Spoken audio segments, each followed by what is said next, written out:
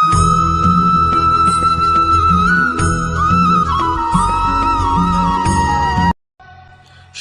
মনে হয় যে তার থেকে বেশি তেজস্বী আর উজ্জ্বল কেউ নেই, তাই তার এই অহংকার ভঙ্গ করার জন্য মেঘ চলে আসে। তারপর এই মেঘের অহংকার বেড়ে যায় যে তার থেকে বেশি ঘন আর কেউ নেই। তারপরে বাতাসের একটা প্রবল দমক আসে আর মেঘেদের ছিন্ন ভিন্ন করে দিয়ে চলে যায়। তখন বায়ুর অহংকার বেড়ে যায়, আরো ভাবে যে তার থেকে বেশি শক্তিশালী আর কেউ নেই। এই দমকা বাতাস যখন বিশাল এক পর্বতের সাথে ধাক্কা খায়, তখন সেই বাতাসের অহংকারও চূর্ণ বিচূর্ণ হয়ে যায়। তারপরে পর্বত ভাবে যে তার থেকে বেশি স্থির আর শক্তিশালী আর কেউ নেই। তখন পৃথিবীতে ভূমিকম্প হয় আর সেই বিশাল পর্বত চূর্ণ বিচূর্ণ হয়ে যায়, তারও অহংকার ভেঙে যায়। এবার ধরিত্রীর অহংকার হতে থাকে। ধরিত্রী বলে যে আমার উপর সবকিছু টিকে রয়েছে, আমার থেকে বেশি শক্তিশালী আর কেউ নেই। একটা ছোট্ট ইঁদুর আসে, মাটিতে গর্ত করে আর মাটি ধসিয়ে দেয়। ধরিত্রীর অহংকার ভেঙে যায়। এর তাৎপর্য হলো সরল। এই সংসারে অহংকার কখনো স্থির থাকে না, এই অহংকার ভাঙবেই। এটা হলো সাংসারিক চক্র। আমাদের নিজেদের জীবনে কর্তব্য পালন করতে হবে, কর্ম করতে হবে, কিন্তু অহংকার নয়। যে ব্যক্তি এটা বুঝতে সক্ষম হন তাকে জ্ঞানী বলা হয়, আর যে মানুষ এটা বুঝতে পারেন না তিনি সারা জীবন শোধ প্রতিশোধ মান অভিমানের এই চক্রে আটকা পড়েন। এবার আপনি কি এই চক্রে আটকে থাকতে চান, নাকি জ্ঞানী হয়ে উঠতে চান? সেই চয়ন আপনারই। আসুন আর আমার সাথে ভালোবেসে বলুন, রাধা রাধা। কোনো যোদ্ধা জন্ম থেকে যোদ্ধা হন না, তিনি যোদ্ধা হবেন কিনা চয়ন করেন। তিনি যোদ্ধা হবেন বলে তখনই স্থির করেন যখন তিনি পিছু হটবেন না বলে দৃঢ় প্রতিজ্ঞ হন। যদি ওনার সামনে অশুভ কিছু হয়, তার বিরোধিতা করতে দৃঢ় প্রতিজ্ঞ হন, তবেই তিনি যোদ্ধা হতে পারেন। কেউই যোদ্ধা হয়ে এই পৃথিবীতে জন্মগ্রহণ করেন না। আপনি কি হতে চান? সেই দর্শক হতে চান যারা যুদ্ধভূমিতে বসে থেকে অন্য কারোর জয়ে উচ্ছ্বাস প্রকাশ করেন, নাকি সেই যোদ্ধা হতে চান যিনি নিজের শৌর্য দিয়ে বীরত্ব দিয়ে পরাক্রম প্রদর্শন করেন এবং যার প্রশংসা যুগ যুগ ধরে হয়ে চলে? সিদ্ধান্ত আপনারই। আসুন আর আমার সাথে ভালোবেসে বলুন, রাধা রাধা। আপনি কখনো কোনো পর্বতে চড়েছেন? কথায় আছে, যখন আমরা পর্বতারোহণ করি, ওপরে ওঠার সময় দুর্ঘটনার সম্ভাবনা কিছুটা কমে যায়। সেখানেই যখন পর্বত থেকে নিচে নামি, তখন দুর্ঘটনার সম্ভাবনা অত্যন্ত বৃদ্ধি পায়। অর্থাৎ নামার সময় আমাদের আরো ভারসাম্য বজায় রাখতে হয়, আরো সাবধানে থাকতে হয়, অর্থাৎ বিবেককে জাগিয়ে রাখতে হয়। এবার জীবনেও সাফল্যের পর্বত আরোহণের সাথে এটাই হয়। যখন আমরা সাফল্যের পর্বত আরোহণ করতে থাকি, তখন এমনি আমাদের লক্ষ্য আমাদের গন্তব্যের দিকে থাকে। আমরা নিরন্তর পরিশ্রম করি, চেষ্টা করতে থাকি, আমাদের মধ্যে সেই উৎসাহ থাকে, সেই সাহস থাকে। কিন্তু একটা কথা সত্যি, সমস্ত আরোহণের পরে অবরোহণ থাকে। আর এই অবরোহণই থাকে যেখানে বেশিরভাগ মানুষ নিজের ভারসাম্য বজায় রাখতে পারেন না, আর সেখানেই ভেঙে পড়েন। তাই জীবনে যদি সাফল্যের শিখরে পৌঁছতে চান, তাহলে আপনাকে নিরন্তর প্রয়াস করতে হবে, সংঘর্ষ করতে হবে, পরিশ্রম করতে হবে, আর নিজের লক্ষ্যের দিকে একাগ্রতা কেন্দ্রীভূত করতে হবে। তাহলে আপনি নিজের লক্ষ্য অবশ্যই পাবেন। কিন্তু যখন অবরোহণের সময় আসবে, যা নিশ্চিত রূপে আসবেই, তখন আপনাকে সংঘর্ষ করতেই হবে, ধৈর্য ধরতেই হবে, সাবধানে থাকতেই হবে, ভারসাম্য বজায় রাখতেই হবে। এটা হলো অত্যন্ত আবশ্যক, কারণ পরবর্তী সাফল্যের শিখরে আপনাকে পৌঁছতেই হবে, আর তার জন্য আপনাকে সুরক্ষিতভাবে অবরোহণ করতেই হবে। ঠিক কিনা? আসুন আর আমার সাথে ভালোবেসে বলুন, রাধা রাধা। প্রসন্নতা এমন এক অনুভূতি যা আমরা সকলে পেতে চাই। এবার এটা ভেবে দেখুন যে আমরা আমাদের প্রসন্নতার জন্য অন্য কাউকে দায়ী কেন করি। আজও এরকম কিছু করেছে, ওর জন্য আমি দুঃখী হয়ে আছি। আজও এমন কিছু করলো যার ফলে আমার মন প্রসন্ন হয়ে উঠল।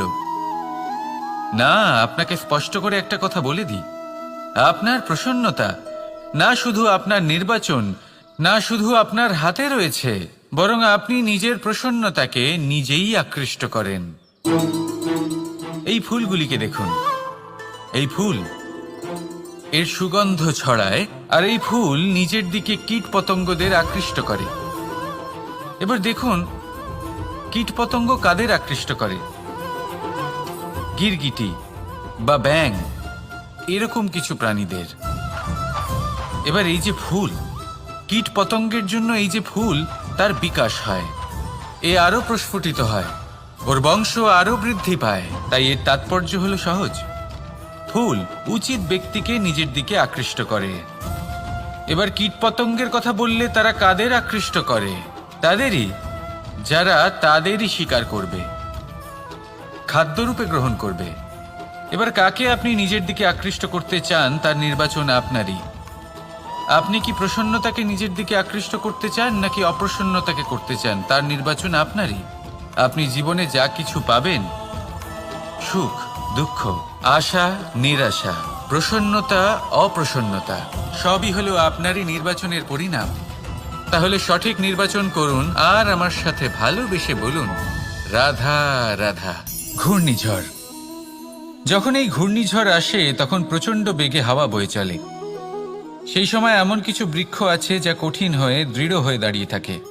সেই গাছ যা 10 বছর ধরে বা সহস্র বছর ধরে দাঁড়িয়ে থাকে, তাদেরকে আপনি খুব সহজে নাড়াতে পারবেন না। কিন্তু ঘূর্ণিঝড়, এর প্রভাব এতটাই তীব্র হয়, এর হাওয়াতে এতটাই প্রবল শক্তি থাকে যে এই বৃক্ষগুলিকে উচ্ছেদ করে, সেই বৃক্ষ নষ্ট হয়ে যায়।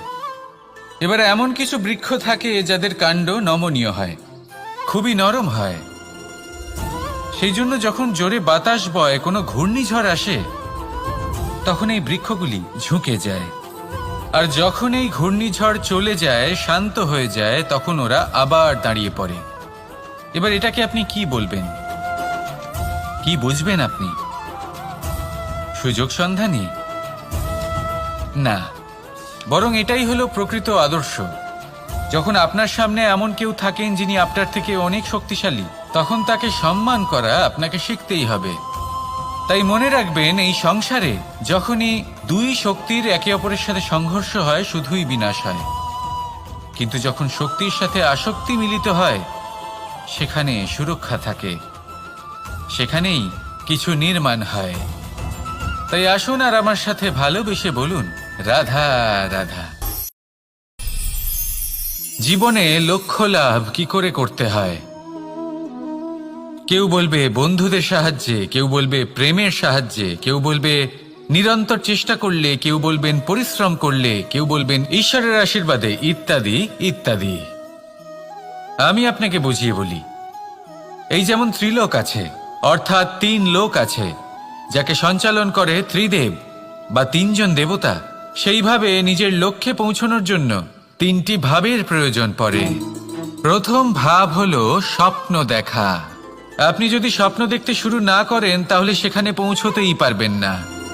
তারপর আপনাকে দৃঢ় সংকল্প নিয়ে সেই পথ যেমনই হোক তাতে চলতে হবে। এ হলো দ্বিতীয় ভাব, দৃঢ় সংকল্প। আর তৃতীয় ভাব হলো সেই লক্ষ্যের যাত্রা পূর্ণ করার জন্য প্রতিবদ্ধ হওয়া। তাই যদি আপনি স্বপ্ন দেখতে পারেন, দৃঢ় সংকল্প দ্বারা পথ যতই কঠিন হোক না কেন তাতে চলতে পারেন, আর সেই লক্ষ্য লাভের যাত্রা পূর্ণ করার জন্য প্রতিবদ্ধ হতে পারেন, তাহলে আপনি নিশ্চিত রূপে আপনার লক্ষ্য লাভ করতে পারবেন। তাই আপনি এটাই করুন আর আমার সাথে ভালোবেসে বলুন, রাধা রাধা। কথায় আছে যে জীবনে কিছু শুরু করার আগে স্বপ্ন দেখা অত্যন্ত গুরুত্বপূর্ণ, আর এটা 100% সত্যিও। কিন্তু কিছু মানুষ স্বপ্ন দেখা শুরু না হয় করে দেন, কিন্তু তারপর থামেনি না। স্বপ্ন দেখতেই থাকেন, তারা ভাবতেই থাকেন, কর্ম করেন না। এমন সময় আপনাকে নিজেকে জাগিয়ে তুলতে হবে, নিজেকে বলতে হবে যে এবার উঠে কর্ম করার সময় এসে গেছে। কারণ আপনারা যদি অত্যাধিক বিচার করতে থাকেন, স্বপ্ন দেখতে থাকেন, তাহলে উঠে কিছুই করতে পারবেন না। আপনি শুধু একটা কাজ করুন, উঠে কর্ম করা আরম্ভ করে দিন। তারপর ভেবেচিন্তে ধীরে ধীরে নিজের কর্মকে দিশাও দিন আর তাকে উচিত গতিও দিন, কারণ এটাই হলো সাফল্যের মূল মন্ত্র। না শুধু কর্ম করুন না ভাবনা চিন্তা করে, আর না শুধু ভাবুন কর্ম না করে। সাফল্যের মূল মন্ত্র হলো এর ভারসাম্যে। তাহলে এটাই করুন, সাফল্যকে লাভ করুন, আর আমার সাথে ভালোবেসে বলুন রাধা রাধা। ভয়, আমরা ভয়ের বিষয়ে অনেক কথা বলি, ভয়ের থেকে সবসময় দূরে পালাই। কখনো ভেবে দেখেছেন আমরা এই ভয়ের সদ্ব্যবহারও কি করতে পারি না? নিশ্চিত রূপে করতেই পারি। এমন কোনো অক্ষর নেই যার দ্বারা কোনো মন্ত্র হয় না। তাই নিশ্চিত রূপে এই ভয়েরও সদ্ব্যবহার আমরা করতেই পারি। নির্ভর করছে আপনার দৃষ্টিভঙ্গির ওপর, আপনার প্রতিক্রিয়ার ওপর। ভয় যখন সামনে আসে দুটো পথ থাকে। প্রথমটা হলো ভয়ভীত হয়ে চুপচাপ পালিয়ে যাওয়া, আর দ্বিতীয় পথ সেই ভয়ের সম্মুখীন হওয়া। সেই ভয়ে ডুবে গিয়ে দেখুন এমন কি আছে যা আপনাকে পিছনে টেনে রাখছে। নিজের সাহসকে জাগিয়ে তুলুন, নিজেকে আরো শক্তিশালী বানিয়ে তুলুন, নিজেকে আরো শ্রেষ্ঠ বানিয়ে তুলুন, আর আপনার সামনে যা আছে সব প্রাপ্ত করে নিন। সেই ভয়, আপনি তার থেকে পালিয়ে যেতে চান নাকি তার সম্মুখীন হয়ে নিজেকে আরো শ্রেষ্ঠ বানাতে চান? সেই চয়ন আপনারই, প্রতিক্রিয়া আপনারই, দৃষ্টিভঙ্গি আপনারই। আসুন আর আমার সাথে ভালোবেসে বলুন রাধা রাধা। কখনো কোনো বনে আপনি আগুন লাগতে দেখেছেন? এমন ভয়ানক আগুন লাগতে পারে সমস্ত বন জ্বালিয়ে দিতে পারে। সেখানে যে বনস্পতি পাওয়া যায়, সেখান থেকে যে ঔষধি পাওয়া যায়, সব কিছু নষ্ট হয়ে যায়। যে পশু পাখি পাওয়া যায় বেশিরভাগই নিজের প্রাণ হারিয়ে ফেলে, আর যারা বাকি থাকেন তারা নির্বাসিত হন। কিন্তু কখনো ভেবে দেখেছেন এই বনে আগুন লাগে কি করে? ছোট ছোট শুকনো পাতার কারণে, শুকনো ডালের কারণে, সেইগুলো যেগুলো কখনো গাছের অংশ ছিল। সবসময় মনে রাখবেন, গাছ আমরা কুড়ুল দিয়ে কেটে থাকি, কিন্তু গাছ কখনো কুড়ুলের ডগা দিয়ে কাটা যায় না। বরং এই যে হাতলটা আছে, তাতে যে শক্তি লুকিয়ে রয়েছে, এই শক্তির দ্বারা গাছ কাটা হয়। এবার বলুন, এই যে হাতল, এ কি দিয়ে তৈরি হয়? স্বয়ং গাছের দ্বারাই। এর থেকে আপনি কি শিক্ষা পেলেন? যদি কেউ আপনজন হন, যে আপনার কোনো দরকারে লাগছেন, সেই কারণে তাকে নিজের থেকে দূরে করবেন না। যদি তার সাহায্যের প্রয়োজন হয় তাহলে তাকে সাহায্য করুন, যদি তার সঙ্গের প্রয়োজন হয় তাহলে তাকে সঙ্গ দিন। নিঃস্বার্থভাবে আপনজনদের বিকাশের পথে নিয়ে যান। নিজের স্বার্থ অনুসারে আপনজনদের নিজের জীবনে রাখবেন না। আসুন আর আমার সাথে ভালোবেসে বলুন রাধা রাধা। দীপাবলি আমাদের সবথেকে বড় উৎসব।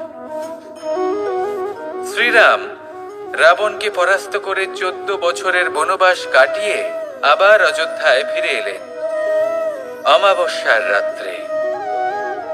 অযোধ্যায় সবাই খুব প্রসন্ন ছিলেন, খুবই উৎসাহিত ছিলেন। অযোধ্যায় সহস্র প্রদীপ প্রজ্বলিত করা হয়েছিল এই উৎসবে। একে আমরা দীপাবলি বলে থাকি। এবার এই বিষয়ে আমরা সকলে জানি। আপনি কি এটা জানেন যে শ্রীরাম বাস্তবে অমাবস্যার এক রাত আগেই অযোধ্যায় পৌঁছে গেছিলেন? সবার সামনে অমাবস্যার রাতে এসেছিলেন। এর কারণ কি? শ্রীরাম প্রমাণ করতে চেয়েছিলেন যে যে কোনো সময়, দিন হোক বা রাত, শুভ বা অশুভ হয় না। শুভ অশুভ কিছু থাকলে তা হলো মানুষের চিন্তা, তার ভাবনা, তার নির্বাচন আর তার কর্ম। নিজেই দেখে নিন, শ্রীরাম শুভ কাজ করে ফিরেছিলেন এবং অমাবস্যার মতো গভীর এক রাত্রিকেও দীপাবলিতে পরিবর্তিত করেছিলেন। এমনটাই যদি আমরা করতে পারি, তাহলে এমন কোনো গৃহে যান যেখানে অসহায় ব্যক্তি রয়েছেন, যা অন্ধকারাচ্ছন্ন, আর সেখানে প্রকাশ প্রজ্বলিত করুন। প্রকাশ সহায়তার, প্রেরণার, আশার। যদি এমন কিছু আমরা করতে পারি তাহলে তাকে প্রকৃত অর্থে দীপাবলি বলা যেতে পারে। তাহলে নিজের পরিবারের সাথে দীপাবলি পালন করুন। আপনাদের শুভেচ্ছা জানাই। আসুন আর আমার সাথে ভালোবেসে বলুন, রাধা রাধা। পৌঁছানো অত্যন্ত কঠিন হয়। কেউ ভাবেন যে কেন এত কঠিন হয়, কেন এত কষ্ট করতে হয় লক্ষ্যে পৌঁছানোর জন্য। এই লক্ষ্য সরলভাবে কেন আমার কাছে চলে আসে না? চলুন আপনাকে একটা কথা বলি, যদি আপনার লক্ষ্য কঠিন না হয় তাহলে তাকে পাওয়া আপনার পক্ষে অসম্ভব হয়ে উঠবে। লক্ষ্যে পৌঁছানোর এই রাস্তায় আপনি যে কড়া রোদের সম্মুখীন হন, যার থেকে আপনি দূরে পালাতে চান, সেই রোদ আপনাকে প্রেরণা যোগায় যে আপনি এগোতে থাকুন। ভাবুন একজন যাত্রী যে কিনা নিজের লক্ষ্যের দিকে যাচ্ছেন, সেই পথে উনি যদি একটু ছায়া পেয়ে যান আর উনি ওখানে বিশ্রাম নেন, তাহলে তার সাথে তার ভাগ্য গভীর নিদ্রায় সেখানে বিলীন হয়ে যায়। তাই পরিশ্রমের করা রোদের থেকে কখনো দূরে পালাবেন না। জীবনে শুধু সামনে এগোতে থাকুন দৃঢ়তার সাথে। আর লক্ষ্য সরল হোক, কঠিন হোক বা অত্যাধিক কঠিন হোক, একটা কথা মনে রাখবেন, যে জীবনের লক্ষ্যে পৌঁছতে পেরেছে সে লক্ষ্য প্রাপ্তির জন্য আফসোস কখনোই করে না। রাধা রাধা। এই সংসারে সাফল্য লাভ করার জন্য জ্ঞানের প্রয়োজন হয়, পরিশ্রমের প্রয়োজন হয়, দৃঢ় নিষ্ঠার প্রয়োজন হয়, নিরন্তর চেষ্টা করা প্রয়োজনীয়। কিন্তু আরো কিছু আছে যা অত্যন্ত প্রয়োজনীয় এবং গুরুত্বপূর্ণ। তা হলো ভালো বন্ধু। তাদের থাকা অত্যন্ত প্রয়োজনীয়। যদি ভালো বন্ধু থাকে তাহলে সময় এলে তারা ঢাল হয়ে আপনাকে সুরক্ষা করবেন। সময় এলে অস্ত্রের মতো শত্রুকে সংহারও করবেন। যদি তিনি জ্ঞানী হন, তাদের মধ্যে সদ্গুণ থাকে, তাহলে এই সব গুণ আপনার মধ্যেও প্রবেশ করবে। তাহলে সাফল্যের জন্য ভালো বন্ধু পাওয়া অত্যন্ত প্রয়োজনীয়। কিন্তু শুধু বন্ধু কেন, ভালো শত্রুও থাকা প্রয়োজনীয়। এবার আপনি ভাববেন, এ আমি কি বললাম? যদি আপনার জীবনেও ভালো অর্থাৎ শক্তিশালী শত্রু থাকে, তাহলে আপনিও শক্তিশালী হতে থাকবেন। এই শত্রু আপনাকে প্রেরিত করবে আরো বেশি শক্তিশালী হয়ে ওঠার। কখনো কোনো হরিণকে দেখুন, তীব্র গতিতে দৌড়তে থাকে। কেন তীব্র গতিতে দৌড়য়? এই কারণে নয় যে কোথাও তার জন্য মধুর ঘাস অপেক্ষা করে রয়েছে, না। সে এই কারণে তীব্র গতিতে দৌড়য় কারণ সেটা না করলে তার পেছনে একটি সিংহ আছে যে ওকে নিজের ভোজন করে ফেলবে। তাই জীবনে বিপদ, সংকট, এই সবকিছুও হলো অত্যন্ত গুরুত্বপূর্ণ। তার সম্মুখীন হতে শিখুন আর আমার সাথে ভালোবেসে বলুন, রাধা রাধা। ধৈর্য। এই ধৈর্য কি কোনো গুণ, কোনো অনুভূতি, কোনো দৃষ্টিভঙ্গি? আমার জন্য ধৈর্য এক বাহন। আপনি হয়তো ভাবছেন, এই কেমন বাহন? বাহন তো ঘোড়া হতে পারে, হাতি হতে পারে, উটও হতে পারে, কিন্তু ধৈর্যকে বাহন বানানো মানে? চলুন আপনাকে একটা কথা বোঝাই। পৃথিবীতে এমন কোনো বাহন নেই যে তার আরোহীকে আছড়ে ফেলেনি। সেটা উট হোক বা হাতি হোক বা ঘোড়া হোক, চলতে চলতে কখনো নড়বড় করেই বসে। তারপর সেই আরোহী পরে কারোর পায়, তারপর পরে তার নিজের নজরে। কিন্তু ধৈর্যরূপী বাহন কখনো কাউকে ফেলে না, কখনো না। না সেই আরোহী কারোর পায়ে পড়ে আর না তো নিজের নজরে। কারণ ধৈর্য আপনাকে বিবেক প্রদান করে। বিবেক আপনাকে পরিকল্পনায় সাহায্য করে, আর পরিকল্পনা প্রদান করে আপনাকে শক্তি, আপনার লক্ষ্যের দিকে অগ্রসর হওয়া। বুঝলেন? ধৈর্যকে সঙ্গে রাখুন, নিজেকে আরো ধৈর্যশীল করে তুলুন। এই ধৈর্যের সাহায্যে আরোহণ করে দেখুন কিভাবে এই বাহন আপনাকে আপনার গন্তব্যে পৌঁছে দেবে। রাধা রাধা। সংসারে এমন একটা ভ্রান্ত ধারণা রয়েছে যে সবকিছু ভাগ্যের দ্বারা পাওয়া যায়, কিন্তু ভাগ্য, প্রারব্ধ এ তো সকলের জন্যই সমান হয়। এটা তো ব্যক্তির উপরে নির্ভরশীল হয়, তার আকাঙ্ক্ষার উপরে নির্ভরশীল হয়, বাসনার উপরে নির্ভরশীল হয়, স্বভাবের উপরে নির্ভরশীল হয় যে উনি সেটা নিয়ে কি করেন। দেখুন, এই প্রসাদ কিন্তু সকলকেই দেওয়া হয়, কিন্তু তা গ্রহণ করবেন কিভাবে সেটা ব্যক্তির উপরে নির্ভর করে। আপনাকে এক উদাহরণ দিই। যেমন ধরুন, দুজন মানুষকে আমি একটা করে মাটির ডেলা দিলাম, সেটা নিয়ে তারা কি করবেন? একজন মানুষ তার ছোট ছোট ডেলা বানাবেন আর পথযাত্রীদের ওপরে ছুঁড়ে মারবেন, হাসি ঠাট্টা করবেন, তাদের বস্ত্র নোংরা করে দেবেন, সেটাতেই উনি আনন্দ পাবেন। অন্যদিকে দ্বিতীয় ব্যক্তি সেই মাটির ডেলা দিয়েই নিজের জন্য একটা কুঁড়ে ঘর বানাবেন, সেই কুঁড়ে ঘর যা রোদেতে, বৃষ্টিতে, ঝড়ে তাকে সুরক্ষিত রাখবে। অনুভূতি, এই অনুভূতি বদলাতে শিখুন। এই অনুভূতি অত্যন্ত গুরুত্বপূর্ণ। ভালোবাসাতেও এই অনুভূতি হলো অত্যন্ত গুরুত্বপূর্ণ। ভালোবাসা সে বন্ধুর সাথে হোক, মা বাবার সাথে হোক, ভাই বোনের সাথে হোক, স্ত্রীর সাথে হোক, যে কারোর সাথে হোক। মনে রাখবেন, এই হলো সেই অনুভূতি যা আপনার ভাগ্য নির্ধারণ করে থাকে।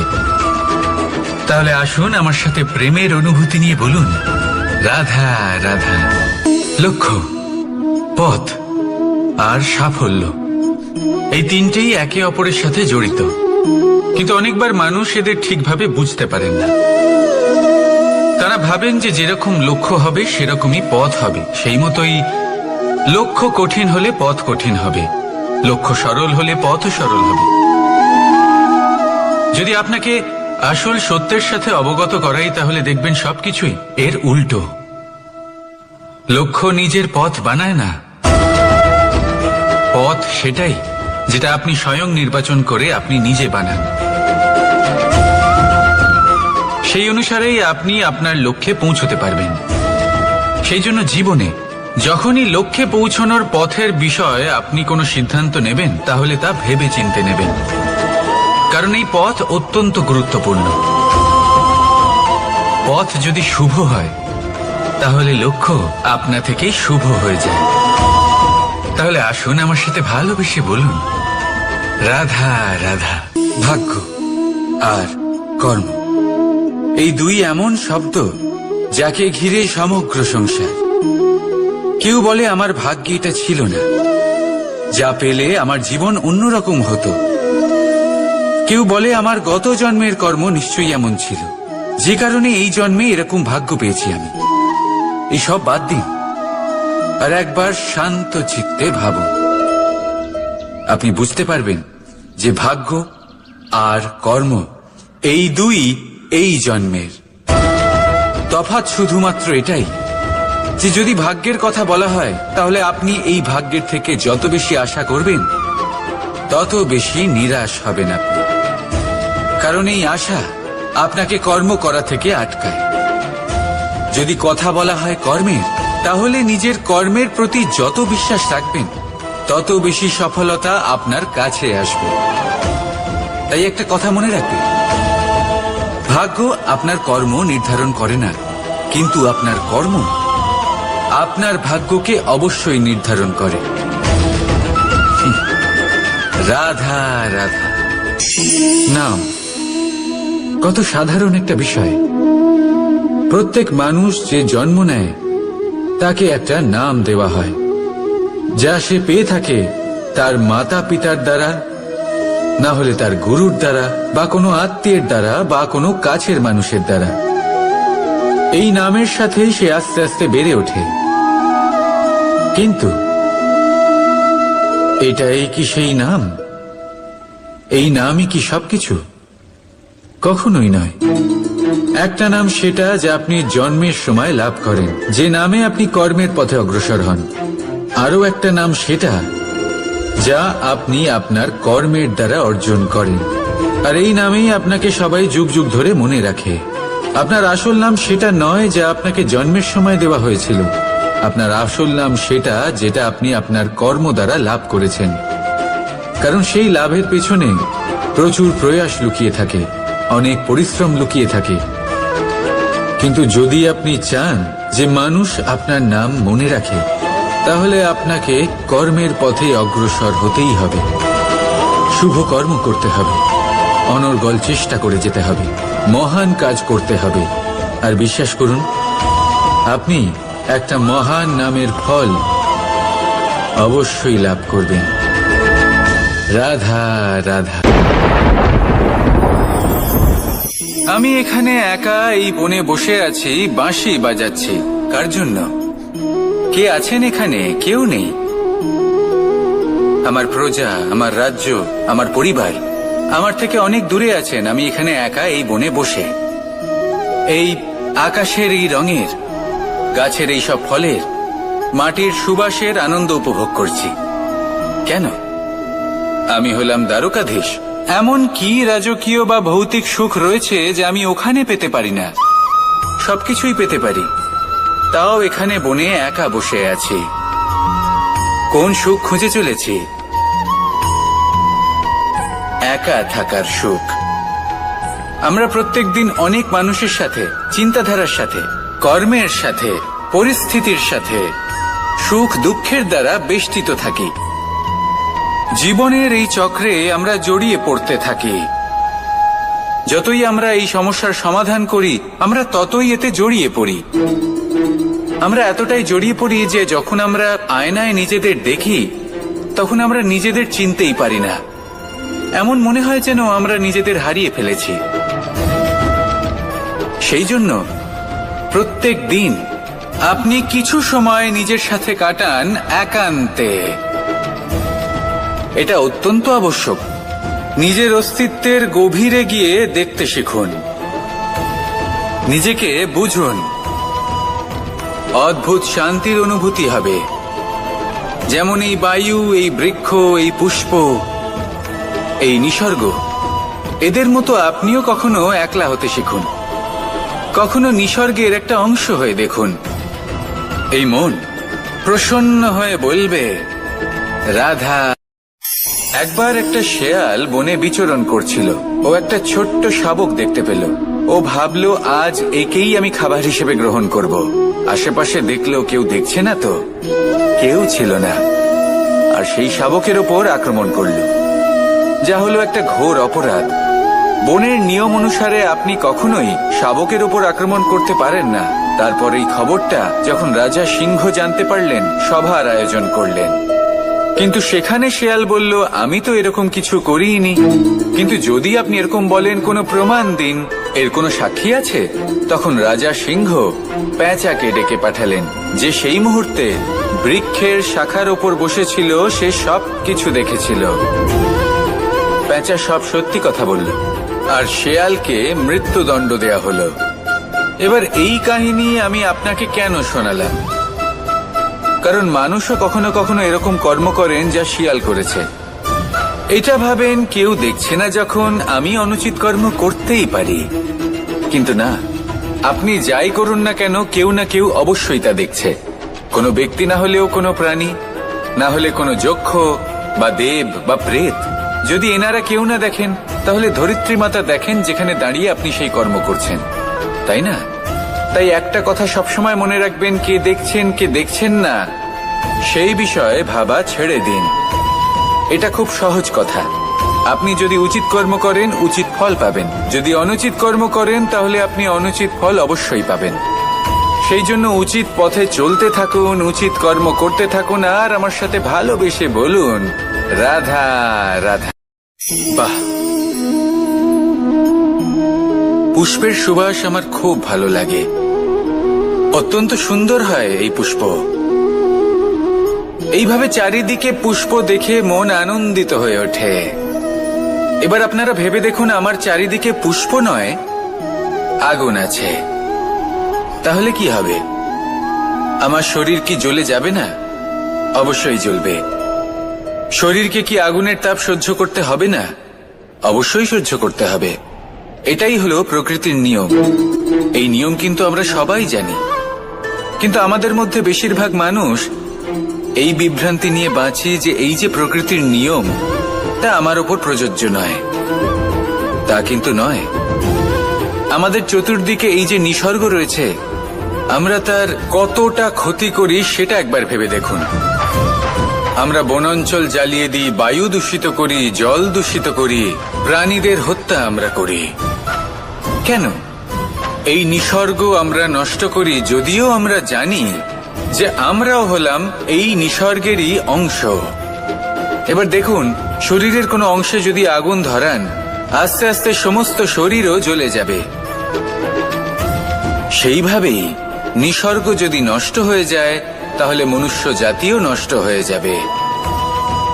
তাই এই যে নিসর্গ আপনি দেখছেন, এই পুষ্প, এই বৃক্ষ, বায়ু, জল, এদের সকলকে রক্ষা করুন, নষ্ট নয়। মনে রাখবেন, যদি নিসর্গ থাকে মানুষ থাকবে, যদি নিসর্গ থাকে তাহলেই জীবন থাকবে। আসুন আমার সাথে ভালোবেসে বলুন, রাধা রাধা। কারই না পছন্দ বলুন তো?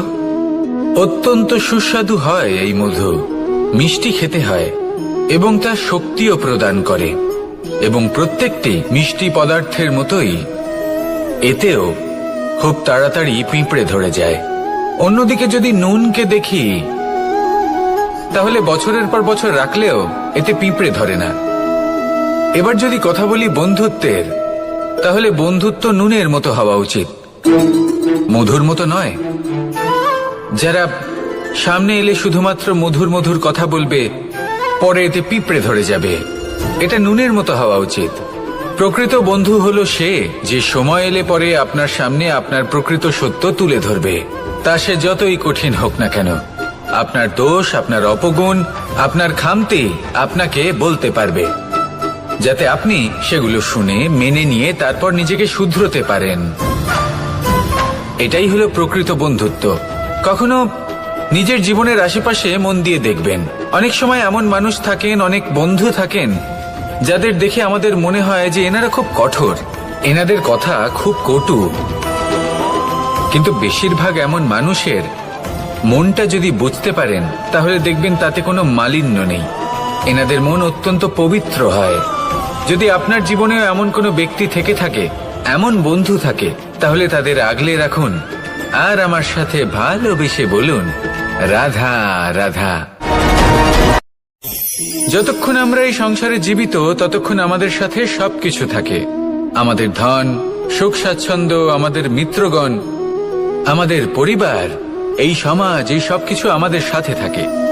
যেদিন আমরা এই সংসারকে ত্যাগ করব, এদের মধ্যে কেউ আমাদের সাথে যাবে না, না ধন, না স্বাচ্ছন্দ্য, না সম্পত্তি। এই সকল মানুষ, এই সমাজ, এরা শুধুমাত্রই শ্মশান পর্যন্ত আমাদের সাথে থাকতে পারবেন।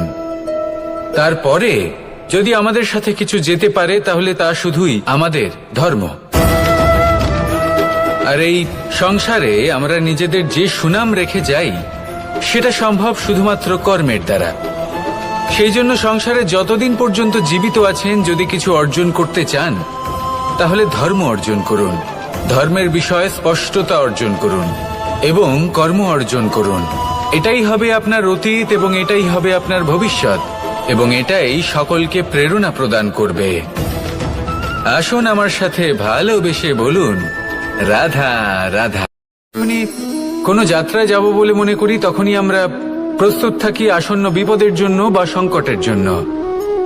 যেমন যদি আমাদের মনে হয় যে আজকের পরিবেশ খুব ঠান্ডা হবে, তাহলে আমরা গরম বস্ত্র ধারণ করি বা সেটাকে সাথে নিয়ে যাই। যদি মনে হয় যে বৃষ্টি হতে পারে বা বৃষ্টি হয়ে চলেছে, আমরা দেখছি, তাহলে আমরা একটা ছাতা সাথে নিয়ে নিই। আমরা প্রস্তুত থাকতে চাই এবং এটাই উচিত, এবং সেই কারণেই আমরা যাত্রায় সাফল্য লাভ করি। কিন্তু যদি আমরা কথা বলি জীবনযাত্রা নিয়ে, যা কিনা সব থেকে বেশি গুরুত্বপূর্ণ, তাহলে তার জন্য আমরা পূর্ণরূপে প্রস্তুত থাকি না। আশেপাশের মানুষ, এই সমাজ, আমাদের সাথী, আমাদের মিত্ররা যে কোনো মুহূর্তে বদলে যেতে পারেন। সেই জন্য আমরা নিজেদেরকে কখনো সাবধান করি না, কখনোই নিজেদের প্রস্তুত করি না। আমাদের এটা কখনোই মনে হয় না যে এরকম হতে পারে, আর সেই কারণেই শেষে গিয়ে আমরা অত্যন্ত দুঃখ পাই। একটা অমূল্য শিক্ষা আছে যেটা আমাদের লাভ করা উচিত, সতর্ক থাকা উচিত। এই জীবনযাত্রার জন্য শুধুমাত্র এই পরিবেশের বিষয়ে তথ্য সংগ্রহ করা বা তাকে অনুমান করা, এটুকু হলেই চলবে না। আমাদের আশেপাশের মানুষজনকে দেখতে হবে, তাদের স্বভাব, পরিস্থিতির ওপর নজর রাখতে হবে, যখন তারা রং পাল্টাচ্ছেন নজর রাখতে হবে, তা অত্যন্ত আবশ্যক। পরিবর্তন আপনার জীবনে অবশ্যম্ভাবী। সঠিকভাবে তার সম্মুখীন হন। আসুন আমার সাথে ভালোবেসে বলুন, রাধা। এই সংসারের সব থেকে বড় সুখ কি? কেউ বলবেন নিজের লক্ষ্য প্রাপ্ত করা, কেউ বলবেন ধন উপার্জন করা, কেউ বলবেন নিদ্রাই সব থেকে বড় সুখ, কেউ বলবেন রাজ্য লাভ করা, আবার কেউ বলবেন মাতার হাত থেকে খাবার খাওয়া, আদি ইত্যাদি। কিন্তু যদি সত্যি কথা বলি, এই সংসারের সব থেকে বড় সুখ হল সেবা করা। কখনো কাউকে সেবা করে দেখুন। এই সেবা দ্বারা অন্য কোনো মানুষের আশীর্বাদ লাভ করাতেই সুখ রয়েছে। আপনার সেবা ভাব দ্বারা যখন কোনো মানুষ নিজের অন্তরাত্মা থেকে আপনাকে আশীর্বাদ করে, তার থেকে বড় সুখ আর কিছুই নেই। কারণ প্রত্যেক মানুষের মধ্যে ঈশ্বর বাস করেন। নরের সেবাই হল নারায়ণের সেবা। নিষ্কাম সেবা করাই হল সব থেকে বড় সুখ। তাই নিজের অন্তরে সেবার এই ভাব জাগ্রত করুন। যে সুখের কথা আমি বলছি, সেই সুখ অনুভব করেই দেখুন। এই মন সুপ্রসন্ন হয়ে বলবে, রাধা রাধা। বাহ, পুষ্পের সুবাস আমার খুব ভালো লাগে। অত্যন্ত সুন্দর হয় এই পুষ্প। এইভাবে চারিদিকে পুষ্প দেখে মন আনন্দিত হয়ে ওঠে। এবার আপনারা ভেবে দেখুন, আমার চারিদিকে পুষ্প নয়, আগুন আছে। তাহলে কি হবে? আমার শরীর কি জ্বলে যাবে না? অবশ্যই জ্বলবে। শরীরকে কি আগুনের তাপ সহ্য করতে হবে না? অবশ্যই সহ্য করতে হবে। এটাই হলো প্রকৃতির নিয়ম। এই নিয়ম কিন্তু আমরা সবাই জানি, কিন্তু আমাদের মধ্যে বেশিরভাগ মানুষ এই বিভ্রান্তি নিয়ে বাঁচি যে এই যে প্রকৃতির নিয়ম, তা আমার ওপর প্রযোজ্য নয়। তা কিন্তু নয়। আমাদের চতুর্দিকে এই যে নিসর্গ রয়েছে, আমরা তার কতটা ক্ষতি করি সেটা একবার ভেবে দেখুন। আমরা বনাঞ্চল জ্বালিয়ে দিই, বায়ু দূষিত করি, জল দূষিত করি, প্রাণীদের হত্যা আমরা করি। কেন? এই নিসর্গ আমরা নষ্ট করি, যদিও আমরা জানি যে আমরাও হলাম এই নিসর্গেরই অংশ। এবার দেখুন, শরীরের কোনো অংশে যদি আগুন ধরান, আস্তে আস্তে সমস্ত শরীরও জ্বলে যাবে। সেইভাবেই নিসর্গ যদি নষ্ট হয়ে যায়, তাহলে মনুষ্য জাতিও নষ্ট হয়ে যাবে। তাই এই যে নিসর্গ আপনি দেখছেন, এই পুষ্প, এই বৃক্ষ, বায়ু, জল, এদের সকলকে রক্ষা করুন, নষ্ট নয়। মনে রাখবেন, যদি নিসর্গ থাকে মানুষ থাকবে, যদি নিসর্গ থাকে তাহলেই জীবন থাকবে। আসুন আমার সাথে ভালোবেসে বলুন, রাধা রাধা। আমাদের মধ্যে এমন কেউ নেই যে কখনো বৃক্ষ দেখেনি। বৃক্ষে এই পাখিদের দেখেনি, তাদের বাসা দেখেনি।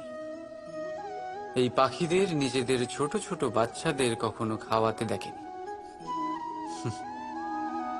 এই সংসারের সবচেয়ে মমতাময়ী এক দৃশ্য।